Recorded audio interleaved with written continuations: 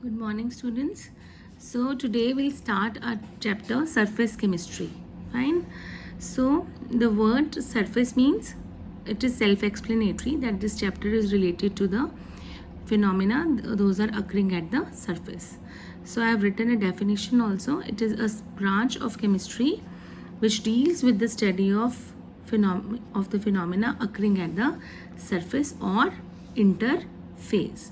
So interface or surface is the boundary that separates two bulk phases. So what is there if we take a glass and fill it with water? This is the liquid bulk phase and this is your gaseous bulk phase. So here this is the interface part which is separating the two bulk phases. Then how we'll represent it? The interface is represented by putting the hyphen between the two phases or by putting a slash in between the two phases. Then in case of gases, we'll talk about the mixing of two gases. When the two gases mix together, they will show no interface in between them because they are completely miscible. Completely miscible means they are mixed together. They completely mixed in one another. So there is no boundary seen between the two gases when they mixed together. Then we have two terms, adsorption and absorption. So before studying these two terms, we should know what is the bulk part and what is the surface part.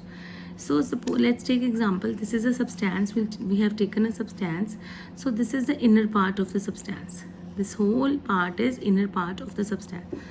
Okay, let's take example. Again, we have a glass of water. So this inner part is what? This is the bulk part. This is the bulk and this is your surface. Fine. So absorption, whenever absorption takes place, the particles will accumulate more in the bulk region. And when adsorption takes place, adsorption, AD, when adsorption takes place, the particles accumulate on the surface of the substance. So let's take an example. We have a chalk and a sponge. And then we have to dip them in ink solutions. So what will happen after some time? The sponge will soak the ink and the particles of the ink, they distributed themselves uniformly inside the sponge. And in case of chalk, the ink particles, they remain on the surface and the chalk will remain dry and white from the bulk. So adsorption is surface phenomena where the particles, they accumulate more on the surface, and absorption is a bulk phenomena where the particles, they accumulated in the bulk. Next, so I have written a definition here. So what is the adsorption? It is the phenomena of attracting the particles and retaining those molecules of a substance on the surface of a liquid or solid, resulting into higher concentration of the molecules on the surface. Or we can say this is the phenomena of collection of gas or liquid molecules on the surface of the solid. So your adsorption can take place with the help of two substances. There should be two substances for adsorption to take place. So first is your adsorbate and your adsorbent. So adsorbate is that substance which gets accumulated, and that was the ink. In case the example we took in the beginning of the chapter, ink and chalk. So out of them, ink was the adsorbate and chalk was your adsorbent. So the substance on the surface of which adsorption takes place. Then we have another term, that is your desorption. This is opposite to your adsorption. So removal of adsorbate from the surface of adsorbent is called desorption. Or you can, if you want to clarify yourself, what do you mean by desorption? The removal of ink. Ink was your adsorbate from the surface of the chalk. that was your adsorbent, that is known as desorption. So now we'll discuss the factors those are affecting the rate of adsorption. So first is the nature. So the nature of the adsorbent. If the substance, the adsorbent, is porous in nature, it means it will absorb more volume of the gas over it. And let's talk about surface area. Obviously your adsorption is a surface phenomena. So greater the surface area, greater volume of the gas will be absorbed, because when the surface area will be greater, there we will have more of adsorbing sites. So when more of adsorbing sites are there are more chances for the gas to get absorbed on the surface. Next is what? Next is your nature of gas. What is there now? See, let's take example. We have one adsorbent, that is your charcoal, and we have taken number of different types of gases. So every gas will adsorb to different extent. Every gas will adsorb to different extent on the same adsorbent, but the temperature should be same. So see, different gases, they are adsorbed to different extents on the same adsorbent at the same temperature. So I have made a chart. So rate of adsorption depends upon critical temperature of the substance. So how the critical temperature is decided? Let's take example of the hydrogen. Now hydrogen gas, in hydrogen gas, what is there? The intermolecular forces are weak. Intermolecular forces are weak, and when the intermolecular forces are weak, the critical temperature, the value of the critical temperature is less. So when the critical temperature value is less, that means that gas is not easier to liquefy. आप उसको easily liquefy नहीं कर सकते. So in case of ammonia, जहाँ पे सबसे ज़्यादा adsorption हो रही है, volume जो adsorb हो रहा है, that is 181 cc. So why is it so? In ammonia, the intermolecular forces are strong. So when intermolecular forces are strong, that means the critical temperature, the value of critical temperature will be higher. So it is 406 Kelvin. So when it is higher, that means that gas is easy to liquefy. So the gases that can be easily liquefied, these are more readily adsorbed. वो जितनी easily liquefy हो सकती हैं, उतनी ही easily they will get adsorbed in greater volumes. Fine. So I think you must have understood this. Now, your next topic, your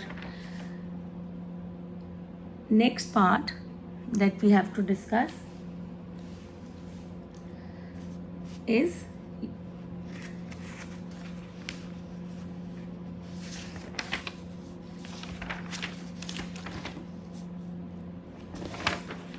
so it is what? So you can see it from here. Hence, higher the critical temperature of a gas, greater is the amount of gas adsorbed. जितना ज़्यादा critical temperature होगा, we'll say उतना ही ज़्यादा उसका उतना volume of gas जो है it will get adsorbed. So next is your temperature. So in 11th class, I told you during my lecture. Once I told you in my lecture, what is there if the process is exothermic. Exothermic process means release of heat is taking place. Release of heat is taking place. So when in exothermic processes, what is happening? The heat is already coming out of the substance, and in turn, if you will supply more of heat, it will slow down the rate of the process. So similar is the case of your adsorption. What is there? Adsorption is an exothermic process. So when you will increase the temperature, the rate of adsorption automatically decreases. Fine. So it's written here, the rate of adsorption decreases with increase in temperature. So the process of adsorption is an exothermic process. So this is the reason that your adsorption decreases with increase in temperature. Fine. So next is your pressure. Next topic is pressure. So before discussing the pressure, I would like to tell you about heat of adsorption. So what is it? The amount of heat evolved. So it is an exothermic process. So when 1 mole of gas is absorbed, some amount of heat is produced or evolved. So that amount of heat is known as heat of adsorption. Fine. So next is your pressure. Now, as I told you, it is an exothermic process. Similarly, when adsorption takes place, what happens? When adsorption takes place, what happens? Your pressure decreases. The pressure of the gas decreases. So when pressure decreases, it means pressure is decreasing during adsorption. That means when we increase the pressure, the rate of adsorption will also increase. So at constant temperature, the adsorption of a gas increases with increase in pressure. So adsorption leads to decrease in pressure. It will lead to decrease in pressure. Therefore, Le-Chatelier principle क्या कहता है? The magnitude of adsorption increases with increase in pressure. So you can see it from this graph. N2 is adsorbed here, and this is the pressure.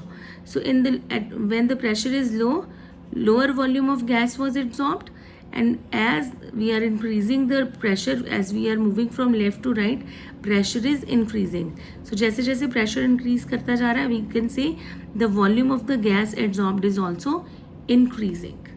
Fine. So thus decrease of temperature and increase of pressure, these two terms, temperature and pressure, the decrease and increase, it will lead to increase in rate of adsorption. Fine. So now we'll discuss about the difference between adsorption and absorption. So what is there? The concentration of a substance is higher at its surface as compared to bulk. So I told you, because adsorption is a surface phenomena. Absorption is a bulk phenomena because the substance or your adsorbate is distributed uniformly throughout the bulk. So in case of absorption, the rate of absorption remains same throughout. जब तक absorption चलेगा, the rate will remain same. But in case of adsorption, the rate is higher in the beginning, and then it decreases till equilibrium is attained. So how the equilibrium is attained? I told you two terms, adsorption, and the opposite term was desorption. So when the rate of adsorption becomes equal to the rate of desorption, at that time we'll say equilibrium has been attained. Fine. So in case of adsorption, equilibrium is attained at some point, but in case of absorption there is no equilibrium attained. The absorption will remain, it will carry on the same rate. Fine. So in some cases what happens, adsorption and absorption, these two processes, they go simultaneously, they take place simultaneously. So when they take simultaneously, that means side by side. अगर हम बोलते हैं on one side absorption is going on and उसके साथ के साथ हम बोलते हैं कि क्या हो रहा है, adsorption is taking place.